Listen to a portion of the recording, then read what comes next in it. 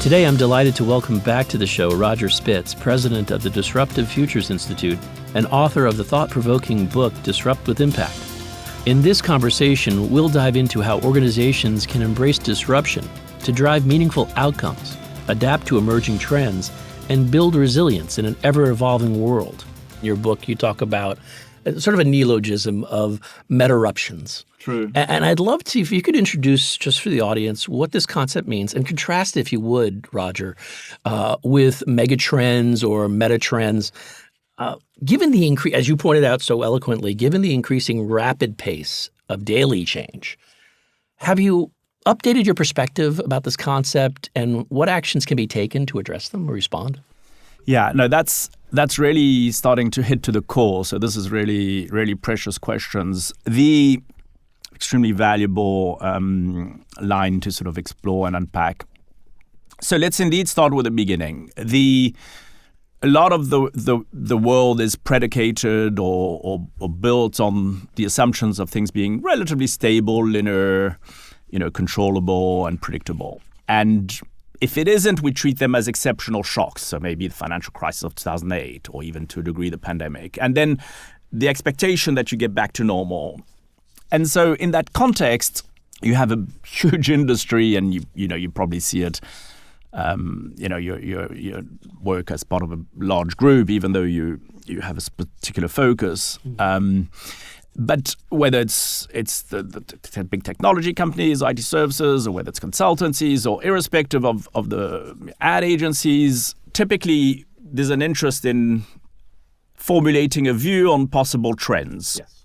And sometimes they labeled, just trends and not kind of micro trends or meta or mega trends, and they're sort of broader families of trends. And in fact, to be honest, I'm almost amazed at how, when I was an investment banker. We used to pay a lot of money to get these databases and to get Gartner reports. And suddenly in January, you can get, probably 2,000 trend reports for free of, hundreds of pages each and that. And yet no one is better prepared for the surprises. Yes. So it begs the question as to the utility of these trend reports if basically they're not necessarily helping you prepare for the swerves, and if the swerves are becoming more frequent. Yeah.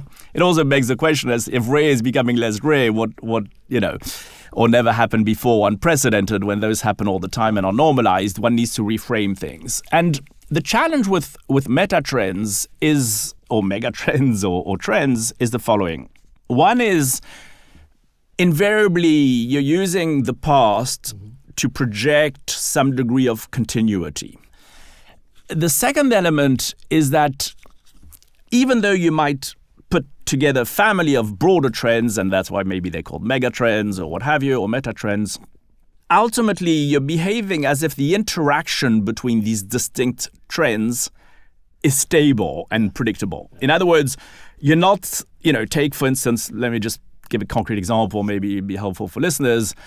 What happened when the Fed said, okay, these are going to be the interest rates, and we ran our models, and they got it completely wrong and thought they could control it, and we had the highest inflation of half a century, is because they made that assumption. The model says this, and this is what is coming out. But different geopolitical events with Russia's invasion of Ukraine set out food security and then energy security and then various knock-on effects, which fed into what just the model could deal with in terms of the assumptions. And so once you start seeing the interactions of distinct or seemingly distinct trends or megatrends, effectively it creates erratic behavior. Whereas although megatrends report treats them all as distinct. So you're looking at the past at the rearview mirror to try and predict the future. You're then putting families and assuming they interact in a sort of conventional manner. Mm-hmm. And thirdly, what happens is that you ignore second and third order impacts. Mm-hmm. You take them at face value. So once you realize all that, that's why basically the trends report don't help us deal with the swerves. And so the term we coined at the Disruptive Futures Institute, and which indeed I unpack in the latest book, is Metaruptions. And the idea of Metaruptions is to contrast it to meta trends. In other words, it's surprising. It will evolve and develop into something else. It's only over time that you see what might be the second or third order implications. They are not necessarily isolated. They interact in different ways, and they're dynamic, etc. And for that matter, it's not necessarily good or bad. It could be either. Some might be positive, some might be more dangerous. And then to kind of wrap in terms of your critical question is, okay, so what? What do I do about it, right? And there I think the first thing is to acknowledge the nature of the world. I think that the way you see the world is going to inform how you prepare for it, and then it's going to inform how you respond. And so by seeing the world, instead of sort of betting on the predict and act model of what comes out of your trend reports or what have you, and these are important to start as a base, but you accept that they're not the finality, and then you accept the unpredictability. So what does it mean? You'll accept that things are going to change constantly. You're thinking about what if something else happens? Yeah. You'll broaden your aperture to then prepare differently for different situations. And then you'll realize that even if you prepare differently, there are things you can't anticipate, right? And that's totally fine, because the purpose of preparation is not predictive, but to prepare better. So then you'll build resiliency into things to sustain the shocks. And I know at IBM and your teams spend a huge amount of energy and resource on thinking about this topic of resiliency. And so Metaruptions is really actually meant to be helpful instead of scary, to sort of say, listen, understand what might be expected, and these have ramifications and different timeframes. But really what's going to hit you either in a positive way or knock you out are Metaruptions. And so you want to kind of build an operating system that accepts that reality of systemic change.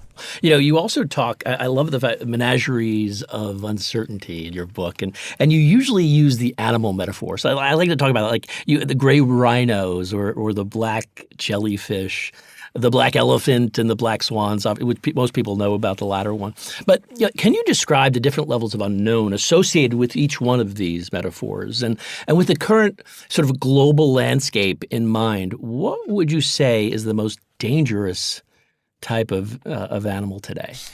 Yeah, so you're right. Once you kind of establish that we're in a period of deep uncertainty or unpredictability or systemic disruption, metaruptions, etc., in ways it's helpful, but it's also unhelpful, because the next question is, well, okay, what do I do with my filters and triage, and is everything the same? Is it just 0% or 100% and that? And so I'm originally from South Africa, and you have in safari terms the big five, right? And the big five are typically the most scary and strongest and majestuous, but animals the most dangerous, right? Your buffaloes, your rhinos, lions, leopards, and elephants, right? And I in the book we label the complex five animals which help us basically do a little bit of a triage of the degrees of uncertainty. Nice. And being in DC, a lot of people will be extraordinarily familiar with, obviously, the Rumfeld, known unknowns and unknown knowns, yes. And it's effectively an extension of that. So the most known is the gray rhino. It's gray rhino is known knowns. It's based on Michelle Walker's wonderful book called The Gray Rhino, and she actually was kind enough to write a kind of a testimonial in the book itself. And this is really the things It's, the sun rises every day, the things that are absolutely sure. And this gray rhino, the analogy is that it's charging at you. Yes. It's charging, it's there, it's tangible. The impact can be swift and very tangible. And so think about the pandemic. It's that phase of the pandemic, maybe March, April, I forget, 2020, 5 years already, but where it was really already too late for any action to a degree. And that gray rhino, the things it's difficult to deny. And at that point, everything you do is kind of defensive. You still need to take actions and to make decisions and that, but you really are trying to avoid being run over by that charging rhino. And then you have, and incidentally, I'm putting examples that are kind of dangerous, but it can also be for positive things. Uncertainty isn't only for negative, but we'll take the filter of risk and that. Black elephant is then known unknowns. Sure. So here it's effectively the elephant in the room. The probability is quite high. The elephant is standing there. It's not yet threatening. But things could shift suddenly. So it's the pandemic, for instance, before March. So maybe in November, December, or January that year. It's maybe certain things with education that we need to change in relation to how humans cohabitate with AI. It's those things which we may not wish to talk about, or which we talk about but disagree on, where we can't find alignment. And that the problem, or climate or what have you, the problem with the black elephant is that at some point, at any point, it can turn into a charging rhino. And so by not taking decisive action, finding some ways, even though it's difficult in today's world of alignment and that, it's, now the black jellyfish is the unknown knowns. And the interesting thing here is the origin of the word. And this will also answer your question as to which I find most dangerous, although they all have their quirks. But the context is the following in terms of semantics and origin, which I love for this particular one. We know with the global warming that the sea temperature is increasing in temperature and acidity. And so that causes increased jellyfish. So that's kind of, we understand that, there are books on it, and it's an interesting phenomena. Mm-hmm. And then suddenly, a lot of the nuclear reactors or ships were breaking down. Yeah. And we realized that they were being clogged up by the jellyfish in the cooling systems. Interesting. And so the idea of the black jellyfish is basically, and there's some colleagues in the sort of post-normal times that do a lot of thought leadership around this. And the idea is that it's the secondary or third order implications that you might not be thinking about. And so here, I think this is one of the most tricky ones, because even if you're trying to be anticipatory, even if you've got your eyes open, even if in good faith you're trying to address problems or make the most of opportunities in that, you really need to think about what if something else happens? What if what I'm seeing is developing into something else? What might that be? Yeah. Where does it stop? What are the implications of that? And so that's where you need to think about the next order implications. And, in foresight, we use tools like Jerome Glenn's futures wheel to look at the cascading impacts, second and third order impacts, or as simple as asking yourself, what if? And those black jellyfish are really extremely treacherous, because for those who want to ignore things, they'll want to ignore things anyway. But for a lot of the world who are thoughtful and just not aware of that problem, which is linked to systemic disruption or metaruptions, things don't just stop, at face value. And then the black swans, as you say, is the unknown unknown. The only thing I would say about the black swans is that in the Nassim Taleb language, it's really meant to be things that are unpredictable in the real sense. In other words, the reality is that most boards and decision makers or policy makers use black swan as referring to something that maybe they assumed otherwise or they didn't prepare for. Yeah. And that doesn't necessarily mean that it was a real black swan. Yeah. It's just that they might not acknowledge that maybe it was a black elephant in the room that they ignored, or that it then became a charging rhino. Right. It's critical, and it's linked to why these topics are so important, and actually fundamentally quite simple. Yep. It's like just asking yourself, what if, often. But because the way you see the world is going to inform the decisions you make and the preparation and the responses. And therefore, if you think with this quadrant of unknowns, you might then appreciate that something you're ignoring, or early signals or assumptions you're not choosing to challenge, like what if the interest rates move further? What if food security, etc., is feeding into the systems and not being captured in the model?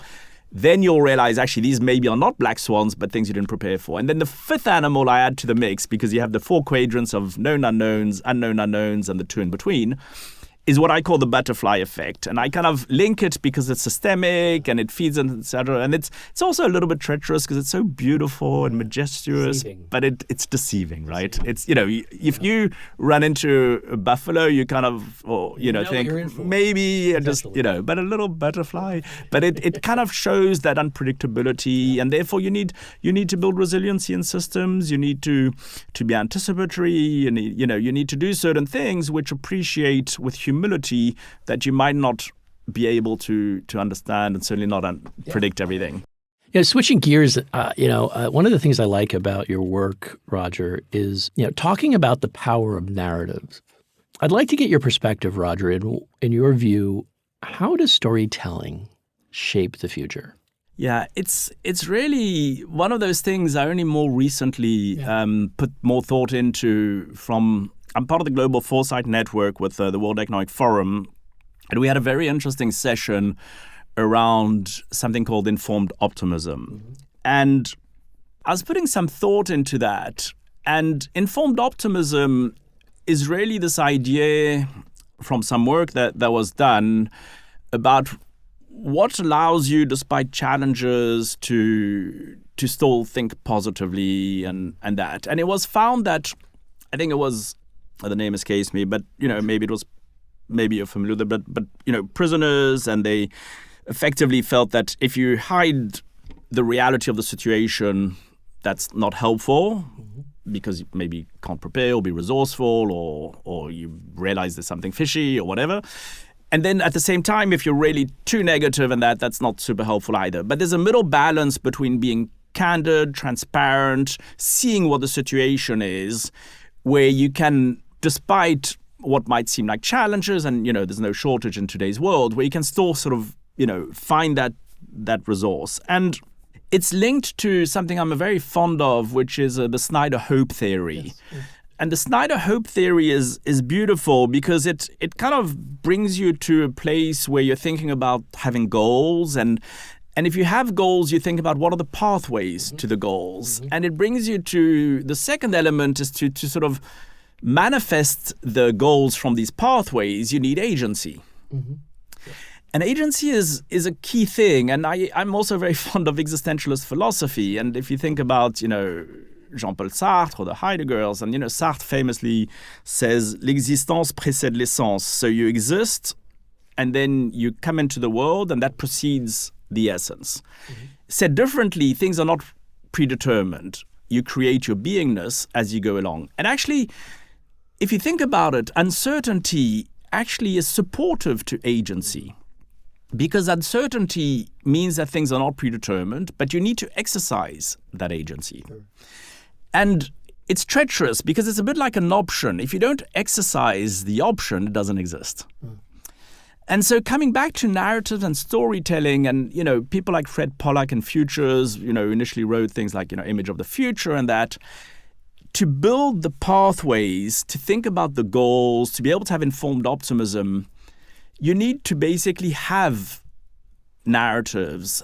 Storytelling is inspiring. And there's a final comment I would make, which I find phenomenal, is that there's some work that was done, I think, by someone called Paul Zak around a neurochemical release in the brain called oxytocin, I believe. Oxytocin, yeah. Oxytocin, sorry. Thanks for the pronunciation. Yeah. And effectively, it's linked to narratives and storytelling. When you find trust and kindness and affinity with that, it kind of literally on a sort of chemical, neurochemical basis releases these things. So anyway, a long way of saying that for me, it's essential, especially in today's times where there's, once again, no shortage of challenges, unfortunately, but where you can still create that agency. We all have that agency. You can still potentially have that informed optimism. I want to switch gears a little bit. Anticipatory governance, if we could. And a book came out this past January, which you contributed to, called Anticipatory Governance, Shaping a Responsible Future. I was wondering if you could share with us, Roger, how can leaders be truly anticipatory? And given the context of what we've talked about on the constancy of change, what are your latest thoughts on navigating predictability using or building on that muscle of anticipatory governance? Yeah, it's a collection of, 20 to 30 combination of professionals, academics, practitioners, and that who kind of put themselves and sort of thinking, okay, we know what this area is looking like and what should we be thinking about for anticipatory leadership. And my particular contribution is really what we call the AAA framework, which is kind of trying to sort of say, okay, we understand things are unpredictable. We understand, we can slice them in the degrees with our different animals we talked about earlier. What do you do about it? And in its most fundamental approach, what leaders can do is actually quite simple to articulate. It's more tricky to put in place. But fundamentally, it's as follows. Because things are unpredictable and because you can have swings or black swans or whatever, or secondary effects of the jellyfish, you need foundations that are resilient. And resilience takes different shapes. I mean, for airlines, it's maybe not doing share buybacks for $50 million because if there's a shock, maybe you'll need that cash, et cetera, et cetera. So there's certain things that are more resilient. And we use Anti-Fragile by Nassim Taleb, which is effectively, instead of just thinking of resiliency is kind of like you're a rubber band. You can knock it and try and twist it. It won't break, so it's not fragile. It's not glass. But it's really constantly trying to stay in reasonably similar shape. Whereas anti-fragile is kind of saying, well, actually, maybe we can improve. So take our example previously with carbon in Brazil. Yeah. They're saying, okay, for this high integrity, let's not just do preservation where we're trying to not burn more trees or to not, let's actually think about conservation where we're reinforcing and maybe improving so instead of just not reducing or sort of not increasing carbon emissions, you're actually trying to reduce so it's that idea of resiliency plus. Yeah. It's foundational, and so you're not worried about predict and act because you have resilient foundations, or even better.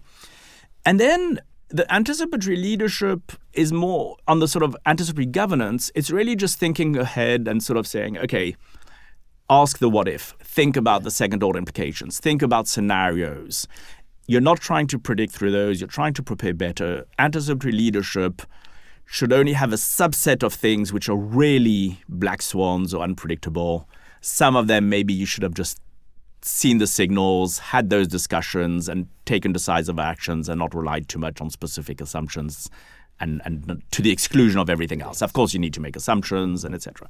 So that's really what anticipatory is in the fundamental level. Don't rely on just A and just think more broadly and different knock-on effects. And then the third element is the agility, is that once you're thinking slightly longer term of different scenarios and possibilities, there's always the here and now. Mm-hmm. So effectively, what you're doing is that if, let's say, you're developing different scenarios, it needs to be to inform decision-making today. But that decision-making today is constantly updated because there's new information, et cetera.